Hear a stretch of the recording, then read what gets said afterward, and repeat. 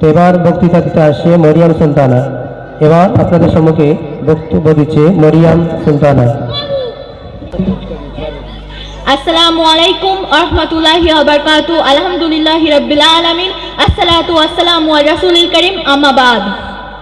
ফাউযু বিল্লাহি মিনাশ শাইতানির রাজীম। বিসমিল্লাহির রহমানির রহিম। ومن آياته أن خلق لكم من أنفسكم أزواجا لتسكنوا إليها وجعل بينكم مودة ورحمة إن في ذلك لآيات لقوم يتفكرون।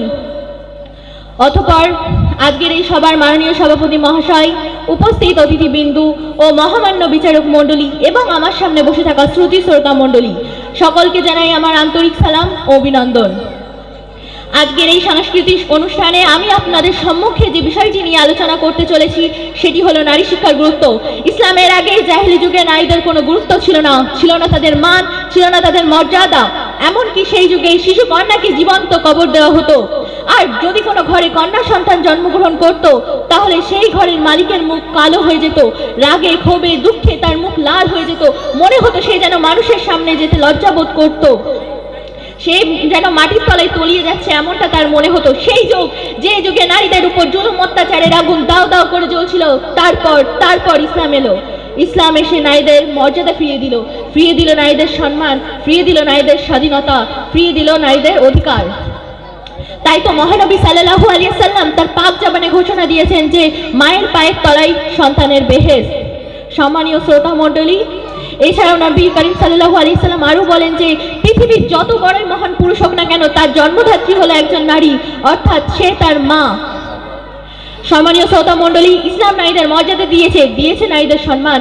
নারীদের মর্যাদাকে কেন্দ্র করে অবতীর্ণ করা হয়েছে কুরআন। পূর্ণ কুরআনে 114টি সূরা রয়েছে।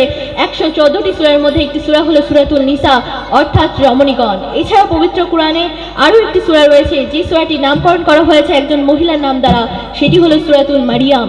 এছাড়াও পবিত্র কুরআনে আরও অনেকগুলো সূরা রয়েছে, যেমন সূরা মুজাদালা, সূরা মুমতাহানা, সূরা তালিম, সূরা তালাক ইত্যাদি। ইসলাম নারীদের মর্যাদা দিয়েছে নারীদের সম্মান। নারীদের মর্যাদাকে করে কেন্দ্র করা হয়েছে কুরআন। কত নারী ছিলেন হাফেজ, কত নারী ছিলেন কবি, কত নারী ছিলেন মুহাদ্দিসা, কত নারী ছিলেন লেখক, কত নারী ছিলেন লেখিকা, কত নারী ছিলেন হাফেজ। ইসলামে নারীদের নাম স্বর্ণাক্ষরে লিপিবদ্ধ করা হয়েছে।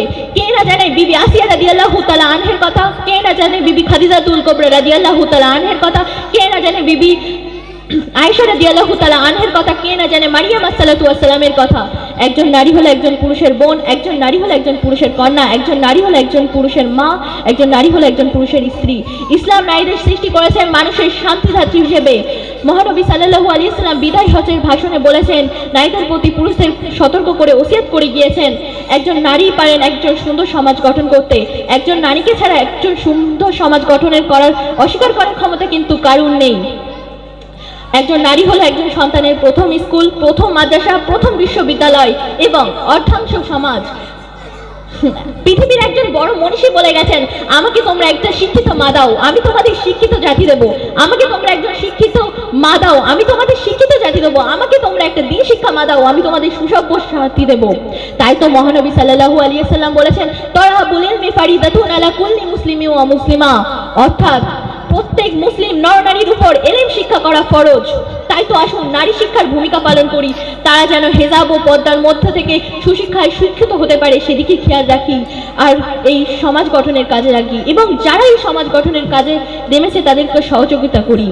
এই বলে আমি আমার সংক্ষিপ্ত বক্তব্য এখানে ইতি করলাম। আমিন। আল্লাহ পাক আমাদের সকলকে সুশিক্ষায় শিক্ষিত হওয়ার তৌফিক দান করুক। আমিন। ওয়া আখিরি দাওয়ানা আলহামদুলিল্লাহি রাব্বিল আলামিন। আসসালামু আলাইকুম ওয়া রাহমাতুল্লাহি ওয়া বারাকাতুহু। আলহামদুলিল্লাহ। এবার বক্তৃতা করতে আসছি ইরিনা খাতুন। এবার বক্তৃতা দিচ্ছে ইরিনা।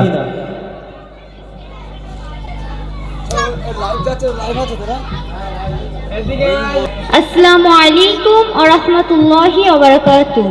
আলহামদুলিল্লাহি রাব্বিল আলামিন, আসসালাতু ওয়াসসালামু আলা রাসূলিল কারীম, আম্মা বাদ। ফাউযু বিল্লাহি মিনাশ শাইতানির রাজীম। বিসমিল্লাহির রহমানির রহিম। ইন্না সলাতা তানহা আনিল ফাহশাই ওয়াল মুনকার। অতঃপর আজকের এই অনুষ্ঠানে মাননীয় সভাপতি মহাশয় ও উপস্থিত অতিথিবৃন্দ এবং আমার সামনে উপস্থিত শ্রোতা মণ্ডলী, সকলকে জানাই আমার আন্তরিক সালাম ও অভিনন্দন। আজকের ইসলামিক সাংস্কৃতিক অনুষ্ঠানে আমি আপনাদের সম্মুখে যে বিষয়টি নিয়ে আলোচনা করতে চলেছি সেটি হলো নামাজের গুরুত্ব ফজিলত। প্রিয় শ্রোতা মণ্ডলী, আজ গোটা বিশ্বে মারামারি, কাটাকাটি, খুনোখুনি, হানাহানি, রাহাজানিতে নিমজ্জিত গোটা মুসলিম আজ অশ্লীল অসৎ কাজে লিপ্ত। তাই তো মহান আল্লাহ পাক বলেন, নিশ্চয়ই সালাত মানুষকে অশ্লীল অসৎ কাজ থেকে বিরত রাখে। ইমানের পরে একজন মুসলিম নারীর সবচেয়ে গুরুত্বপূর্ণ ফরজ হলো 5 ওয়াক্ত নামাজ আদায় করা। আসমানের নিচে জমিনের উপরে যত ইবাদত রয়েছে তার ভিতরে সবচেয়ে বড় ইবাদত হলো 5 ওয়াক্ত নামাজ। আম্মা জান হযরত আয়েশা সিদ্দিকা রাদিয়াল্লাহু তাআলা আনহা বলেন, রাসূল সাল্লাল্লাহু আলাইহি সাল্লাম বলেছেন, হাসরের ময়দানে সর্বপ্রথম নামাজের হিসাব দিতে হবে। যার সালাতের হিসাব ঠিক থাকবে তার সমস্ত আমল ঠিক বলে গণ্য করা হবে। যার সালাতের হিসাব ঠিক থাকবে না তার হজ, যাকাত, দান, সাদকা কোনো কিছুই কাজে আসবে না। তাই তো আমাদের নামাজের জন্য সম্পর্কে অতি যত্নবান হতে হবে। রাসূল সাল্লাল্লাহু আলাইহি সাল্লাম বলেছেন, প্রিয় শ্রোতা মণ্ডলী, আজ দুঃখ ভরা তোমাকে হৃদয় নিয়ে বলতে হয়, আজ আমরা মুসলমান হওয়া সত্ত্বেও আজ আমাদের কাছে নামাজের বড় গুরুত্ব নেই। একদিকে মসজিদে আজান হয়, অপরদিকে আমার সমাজের কিছু মানুষ চায়ের দোকানে বসে তাস পিটে, ক্যারাম খেলে, কেউ আবার টিভির সামনে বসে নগ্ন সিনেমা দেখে তারা সময়টা অতিবাহিত করে দেয়। আজ আমার সমাজে কিছু মা বোনের আজান শোনার পরে চুপটি করে বসে থাকে, কেউ আবার হাতে ফোন নিয়ে নেটের জগতে বসে থাকে। এই দুর্নীতি অপসংস্কৃতি দূর করতে হলে আজ আমাদের নামাজ সম্পর্কে অতি যত্নবান হতে হবে ও তাগিদ দিতে হবে। প্রিয় শ্রোতা মণ্ডলী, তাছাড়া রাসূল সাল্লাল্লাহু আলাইহি ওয়াসাল্লাম বলেছেন, তোমরা তোমাদের বাচ্চাদের 7 বছর বয়স থেকে নামাজের জন্য আদেশ করো আর 10 বছর পর থেকে নামাজের জন্য প্রহর করো। আজ আমরা কোরআন হাদিসের উপর আমল করতে পারি, তাহলে আমি দায়িত্ব নিয়ে বলতে পারি আমার মুসলিম সম্প্রদায়ের ভিতরে দুর্নীতি, অন্যায়, অত্যাচার বন্ধ হয়ে যাবে এবং সবাই পাক্কা মেনে যাবে ইনশাআল্লাহ। এগুলো আমার সংক্ষিপ্ত বক্তব্য এখানেই কি করছি। আল্লাহ পাক আমাদের সকলকে ইসলামের পথে কায়েম করুক, আমিন। আখির দাওয়ানি আলহামদুলিল্লাহি রাব্বিল আলামিন। আসসালামু আলাইকুম ওয়া রাহমাতুল্লাহি ওয়া বারাকাতুহু। এবার বক্তব্য দিতে আসছে হাবিবা খাতুন। শাহিনা খাতুন এসছে। শাহিনা, বড় শাহিনা, আমাদের বাগানবাড়ি বাড়ি, বলছিল বক্তব্য দেবে, নেই এখানে? শাহিনা নেই তো বক্তব্য দিচ্ছে হাবিবা। আর যারা যে সমস্ত ছেলেরা তোমরা লাপ্পিয়াতি হি দোয়াবানকে তামান্না মেরি এই প্রদর্শনীতে আছো, তোমরা তৈরি হয়ে নাও। যারা যে সমস্ত ছেলেরা তোমরা লাপ্পিয়াতি হি দোয়াবানকে তামান্না মেরি এই গজলের প্রদর্শনীতে যারা আছো, তোমরা স্টেজের সামনে আস্তে আস্তে চলে এসো এবং এদের সাথে যারা অঙ্গিভঙ্গিতে যারা থাকবে, বিশেষ করে যারা কেতাবে আছে, অভিধায় যে পাঠগুলো রয়েছে, যারা যারা আছো অবিলম্বে তোমরা একে একে আস্তে আস্তে হুড়োড়ি করলে হবে না, স্টেজের পাশে চলে এসো। সাথে সাথে হাসানুরকে আমি অবিলম্বে স্টেজের পাশে আসার জন্য অনুরোধ করবো। হাসানুর, তো এখন বক্তব্য শোনাচ্ছি আমাদের কয়েলবাড়ি বাড়ি হাবিবা খাতুন, তার বক্তব্য আমরা শুনি। আসসালামু আলাইকুম ওয়া রাহমাতুল্লাহি ওয়া বারাকাতুহু। নাহমাদু ওয়া নুসল্লি আলা রাসূলিল কারীম, আম্মা বাদ। ফাকাদ আল্লাহু তাআলা ফি কালামিল মাজিদ আল ফুরকানিল হামিদ। ফাউযু বিল্লাহি মিনাশ শাইতানির রাজীম। বিসমিল্লাহির রহমানির রহিম। কুল হাল ইয়াস্তাবিল লাযিনা ইয়ালামুনা আল্লাযিনা লা ইয়ালামুন। আকালান নবী সাল্লাল্লাহু আলাইহি সাল্লাম, তালাবুল ইলমি ফারিদাতুন আলা মুসলিমি ওয়া মুসলিমা। আজ মদরসা আমিনিয়া জলকল্যাণ ফাউন্ডেশন কর্তৃক আয়োজিত সাংস্কৃতিক অনুষ্ঠানে মাননীয় সভাপতি মহাশয় ও বিজ্ঞ বিচারক মণ্ডলী সকলকে জানাই আমার আন্তরিক সালাম ও অভিনন্দন। সর্বপ্রথম সেই শ্রেষ্ঠ রবের দরবারে লক্ষ কোটি শুকরিয়া আদায় করব। সকলে বলি সাল্লাল্লাহু আলাইহি সাল্লাম। অতঃপর অসংখ্য সালাম ও দরুদ বর্ষিত হোক প্রিয় নবীর প্রতি। সকলে বলি সাল্লাল্লাহু আলাইহি সাল্লাম। প্রিয় শ্রোতা মণ্ডলী, আজ আমার বক্তব্যের বিষয় হলো সমাজের মাঝে আমাদের কাছে এই মক্তব্যের শিক্ষার প্রয়োজনীয়তা। প্রিয় শ্রোতা মণ্ডলী, একটি মাছের জন্য যতটা প্রয়োজন পানি, একটি জীবনের জন্য শ্বাস প্রশ্বাস ততটাই প্রয়োজন। প্রিয় শ্রোতা মণ্ডলী, আর যে শিক্ষা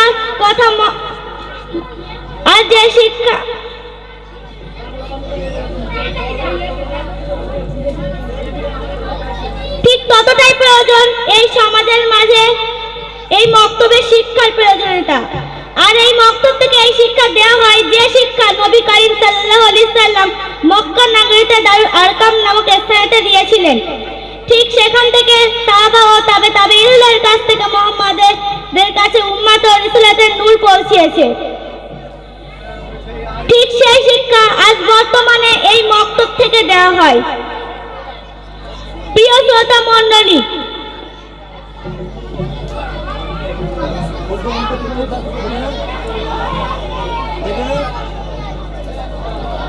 সুধী শ্রোতা মণ্ডলী, আল্লাহ পাক পবিত্র কালামুল্লাহ শরীফের মধ্যে বলেন যে যারা জানে এবং যারা জানে না তারা কখনো এক হতে পারে না। তাই তো নবী করিম সাল্লাল্লাহু আলাইহি সাল্লাম বলেন সমস্ত নর নারীর উপর ইলম শিক্ষা করা ফরজ। সুতরাং এর দ্বারা বলে যায় যে মহান আল্লাহ পাক কাছে একজন আলেমের মর্যাদা কতটা বেশি। প্রিয় শ্রোতা মণ্ডলী, আজ যে শিক্ষার কথা মহান আল্লাহ পাক ও তার রাসূল বলেছেন, সেই শিক্ষাকে আজ বর্তমানে প্রচার এবং প্রসার ঘটিয়ে এই মানব জাতির উন্নত থেকে উন্নত করার লক্ষ্যে আজ এই মক্তবের সূচনা।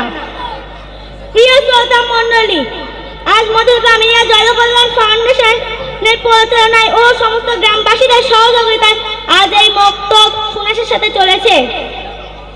আর অন্যদিকে লক্ষ্য করে দেখা যায় যে অন্য মক্তবের তুলনায়, অন্য গ্রামের তুলনায় এই গ্রামের বহু ছেলে মেয়ে কুরআন শিখেছে, হাদিস শিখেছে, বিভিন্ন মাসাইল শিখেছে।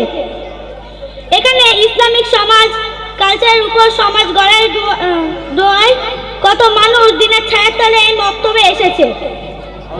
তাই সম্মানীয় শ্রোতা মণ্ডলী, এই সমাজকে সুন্দরভাবে গড়ে তোলার জন্য, সুশিক্ষার প্রসার ঘটানোর জন্য প্রত্যেকটি জেলায় জেলায়, প্রত্যেকটি গ্রামে গ্রামে, প্রত্যেকটি পাড়ায় পাড়ায় এই মক্তব আবশ্যকীয়।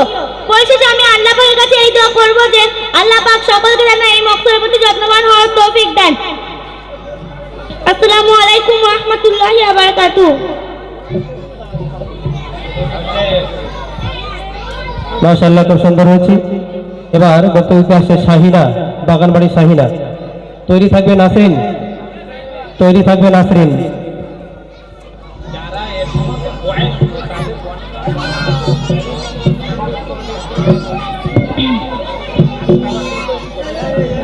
আর যে সমস্ত আমার বোনেরা আছে, বিশেষ করে যাদের বয়স কম রয়েছে, আমি একটু বলবো ওই সামনে যে আমাদের বসার জায়গা দেওয়া আছে বসতে, যেহেতু আমাদের চেয়ার অনেক দরকার ছিল কিন্তু নেই, কারণবশত আমরা সেই ব্যবস্থাপনা করতে পারিনি।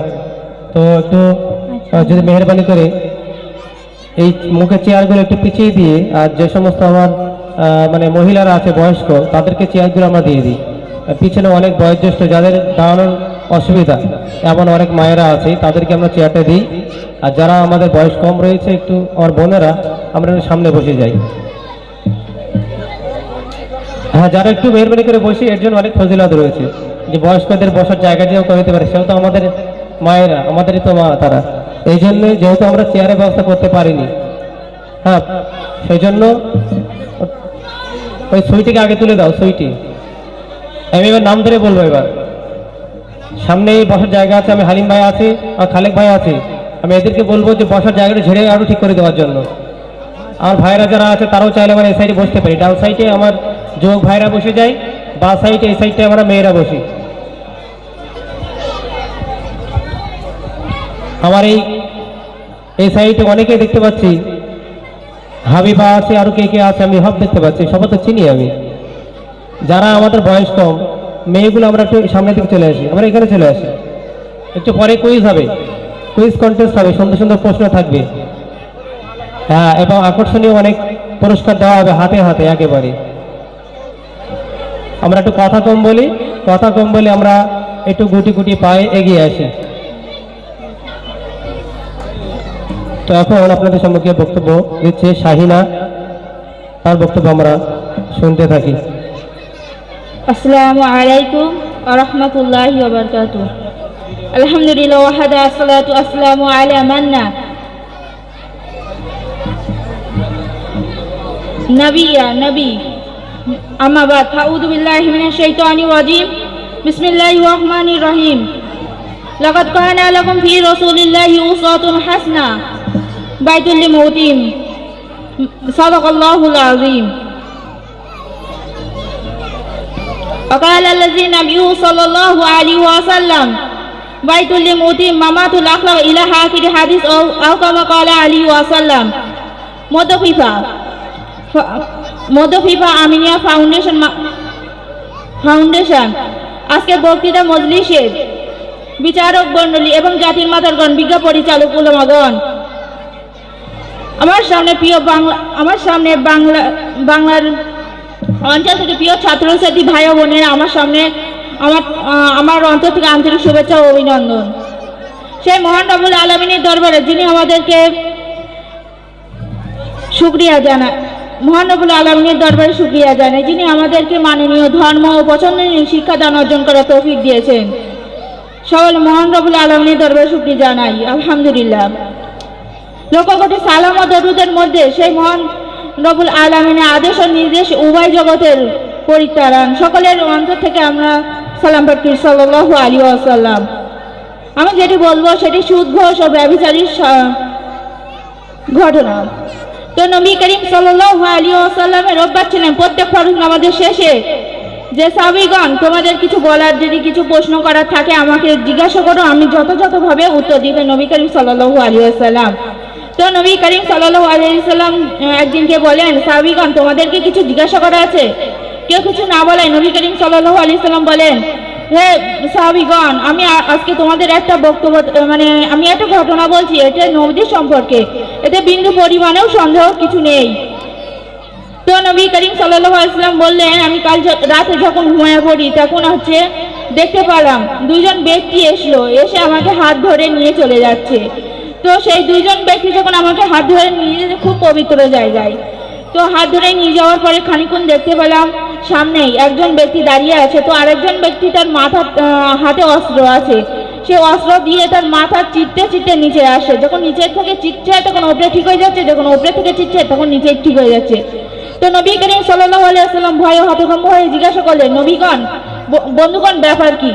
তখন নবী করিম সাল্লাল্লাহু আলাইহি ওয়াসাল্লামের বন্ধুগণ তারা বললেন, আপনি একটু সামনে চলুন। তো সামনে আবার খানিক দূর যাওয়ার পরে দেখতে পেলে একজন ব্যক্তি আছে, তো তার সামনে আরেকজন ব্যক্তি শুয়ে আছে। যে ব্যক্তি দাঁড়িয়ে আছে সেই ব্যক্তির হাতে পাথর আছে। সেই ব্যক্তি তাকে নিক্ষেপ করছে, মাথায় এমনভাবে নিক্ষেপ করছে যার মাথা চূর্ণ বিচ্ছিন্ন হয়ে যাচ্ছে। তো ঠিকভাবে বারবার এরকম করছে, যখন পাথরটি আনছে তখন তার মাথা আবার ঠিক হয়ে যাচ্ছে। তো ঠিক এরকম ভাবে তা চলছে। তখন নবী করিম সাল্লাল্লাহু আলাইহি ওয়াসাল্লাম ভয়ে হতভম্ব হয়ে জিজ্ঞাসা করলেন, বন্ধুগণ ব্যাপার কি? তারা কিছু না বলাই বলেন, আপনি একটু সামনে চলুন। তো সামনে যাওয়ার পরে দেখলাম একটা গর্ত আছে, তার ভিতরে দাউ দাউ করে আগুন জ্বলছে।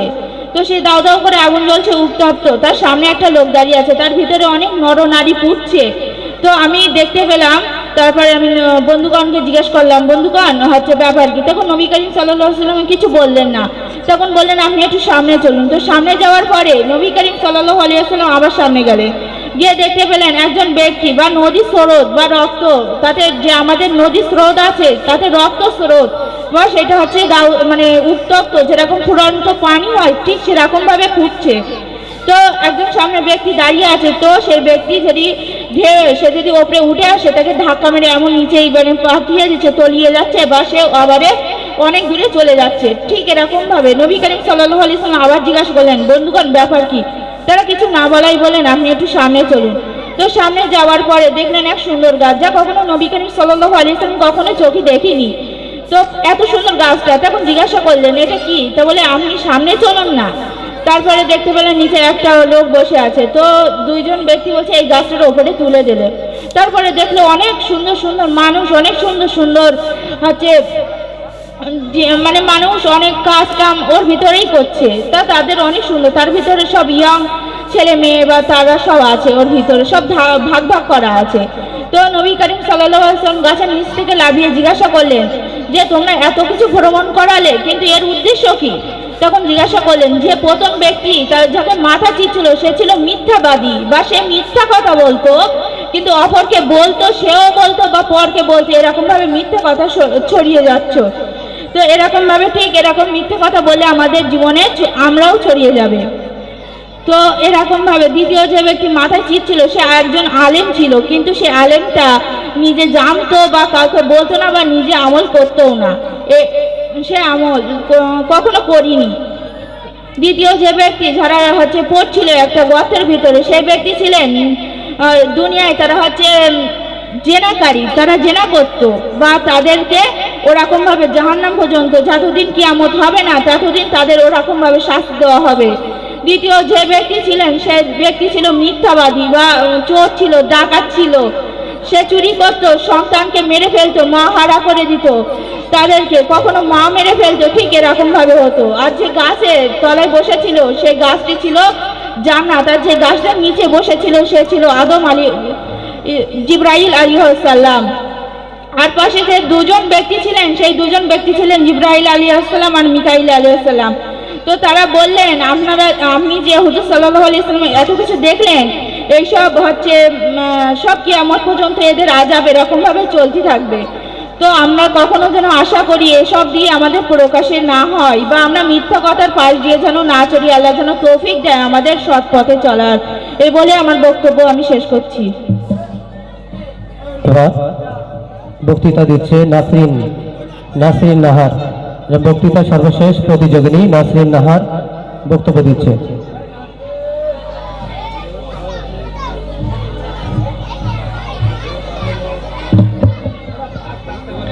আসসালামু আলাইকুম ওয়া রাহমাতুল্লাহি ওয়া বারাকাতুহু। আলহামদুলিল্লাহি রাব্বিল আলামিন, আসসালাতু আসসালামু আলা রাসূলিল কারীম, আম্মা বাদ। আউযু বিল্লাহি মিনাশ শাইতানির রাজীম, বিসমিল্লাহির রহমানির রহিম। ইন্নাস সালাতা তানহা আনিল ফাহশা ওয়াল মুনকার। অতঃপর আজকে অনুষ্ঠানে মাননীয় সভাপতি মহাশয় ও উপস্থিত অতিথিবৃন্দ ও সম্মানিত শ্রোতা মণ্ডলী সকলকে জানাই আমার আন্তরিক সালাম ও অভিনন্দন। প্রিয় শ্রোতা মণ্ডলী, আজ আমি আপনাদের সামনে যে বিষয়টি নিয়ে আলোচনা করতে চলেছি সেটি হলো নামাজের গুরুত্ব ও ফজিলত। প্রিয় শ্রোতা মণ্ডলী, আজ গোটা বিশ্বে মারামারি, কাটাকাটি, খুনোখুনি, হানাহানি, রাজনীতিতে নিমজ্জিত। গোটা মুসলিম আজ অশ্লীল অসৎ কাজ থেকে নিমজ্জিত। তাই তো মহান আল্লাহ পাক বলে, নিশ্চয় সালাত মানুষকে অশ্লীল অসৎ কাজ থেকে বিরত রাখে। ইমানের পরে একজন মুসলিম নারীর সবচেয়ে গুরুত্বপূর্ণ ফরজ হলো 5 ওয়াক্ত নামাজ আদায় করা। আসমানের নিচে জমিনের উপরে যত ইবাদত রয়েছে তার ভিতরে সবচেয়ে বড় ইবাদত হলো নামাজ। আম্মা জান হযরত আয়েশা সিদ্দিকিয়া রাদিয়াল্লাহু তাআলা আনহা বলেন, হাসরের ময়দানে সর্বপ্রথম নামাজের হিসাব দিতে হবে। যার সালাতের হিসাব ঠিক থাকবে তার সমস্ত আমল ঠিক বলে গণ্য করা হবে। যার সালাতের হিসাব ঠিক থাকবে না তার হজ, যাকাত, দান, সাদকা কোনো কিছুই কাজে আসবে না। তাই তো আমাদের নামাজের সম্পর্কে যত্নবান হতে হবে ও নামাজের তাগিদ দিতে হবে। প্রিয় শ্রোতা মণ্ডলী, আজ দুঃখে ভয়ঙ্কর হৃদয় নিয়ে বলছে আমরা মুসলমান হওয়ার সত্ত্বেও আমাদের কাছে নামাজের কোনো গুরুত্ব নেই। একদিকে বলছে আজান হচ্ছে, অপর দিকে সমাজের কিছু মানুষ চায়ের দোকানে বসে তাস কিনে গ্রাম খেলার সময়টাকে অতিবাহিত করে দিচ্ছে। আজ আমার সমাজের কিছু মা বোনেরা আজান শোনার পরে চুপটি করে বসে থাকে, কেউ বা আবার হাতে ফোন নিয়ে নেটে এই জগতে ভেসে থাকে। আজ এই সমাজ থেকে দুর্নীতি ও সংস্কৃতি দূর করতে হলে আজ নামাজের সম্পর্কে যত্নবান হতে হবে ও নামাজের তাগিদ দিতে হবে। রাসূল সাল্লাল্লাহু আলাইহি ওয়াসাল্লাম বলেছেন, তোমরা তোমাদের বাচ্চাদের 7 বছর বয়স থেকে নামাজের আদেশ করো এবং 10 বছর বয়স থেকে নামাজের প্রহার করো। এবং আমি যদি কুরআন ও হাদিসে আমল করতে পারি তাহলে আমি দায়িত্ব নিয়ে বলতে পারি আমার দেশে, আমার সমাজে দুর্নীতি সম্প্রদায়ের ভিতরে, মুসলিম সম্প্রদায়ের ভিতরে দুর্নীতি, অত্যাচার দূর হয়ে যাবে এবং তার পাক্কা নামাজ মেনে যাবে ইনশাআল্লাহ। এই বলে আমার সংক্ষিপ্ত বক্তব্য এখানে ইতি করছি। আমিন। আল্লাহ পাক আমাদের সকলকে দ্বীন ইসলামের উপর কায়েম রাখুক। আমিন। ওয়া আখিরু দাওয়ানা আলহামদুলিল্লাহি রাব্বিল আলামিন। আসসালামু আলাইকুম ওয়া রাহমাতুল্লাহি ওয়া বারাকাতুহু।